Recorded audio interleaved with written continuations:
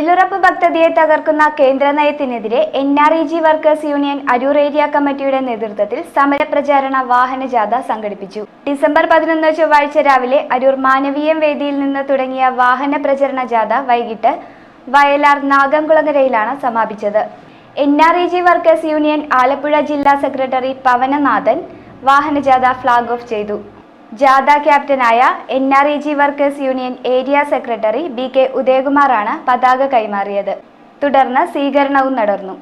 തൊഴിൽ ദിനങ്ങൾ 200 ആക്കുക, അർഹമായ മുഴുവൻ തൊഴിലാളികൾക്കും തൊഴിലുറപ്പുവരുത്തുക, തൊഴിൽ സമയം രാവിലെ 9 മുതൽ വൈകിട്ട് 4 വരെയാക്കുക, പ്രതിദിന കൂലി 600 രൂപയാക്കി വർദ്ധിപ്പിക്കുക, കാർഷിക മേഖലയിലെ മുഴുവൻ ജോലികളും പദ്ധതിയിൽ ഉൾപ്പെടുത്തുക തുടങ്ങിയവയായിരുന്നു മുഖ്യ മുദ്രാവാക്യങ്ങൾ. യൂണിയൻ ഭാരവാഹി ഗീത ഷാജിയാണ് വൈസ് ക്യാപ്റ്റൻ. ജാഥ മാനേജർമാർ സുപ്രിയ രാഗേഷ്, R ജീവൻ തുടങ്ങിയവരുമായിരുന്നു.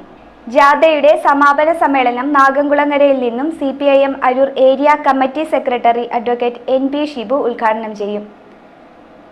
ഡിസംബർ 17 രാവിലെ 9 മണിക്ക് കുത്തിയതോട് പോസ്റ്റ് ഓഫീസിന് മുന്നിൽ സമരത്തോടനുബന്ധിച്ച് മാർച്ചും ധർണയും യൂണിയൻ സംഘടിപ്പിക്കും.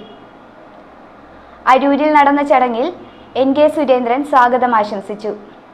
CPIM Aroor local committee secretary KK Ajay Ghosh, CPIM പ്രവർത്തകരായ AA അലക്സ്, സീനത്ത്, ഷിഹാബുദ്ദീൻ, കവിത, ശരവണൻ തുടങ്ങിയവർ സംബന്ധിച്ചു. City media Aroor.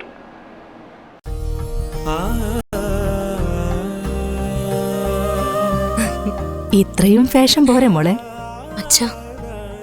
ഹൃദയമറിയുന്ന ബന്ധങ്ങൾക്ക് പവിത്രമാർന്ന സ്വർണ്ണത്തിളക്കം.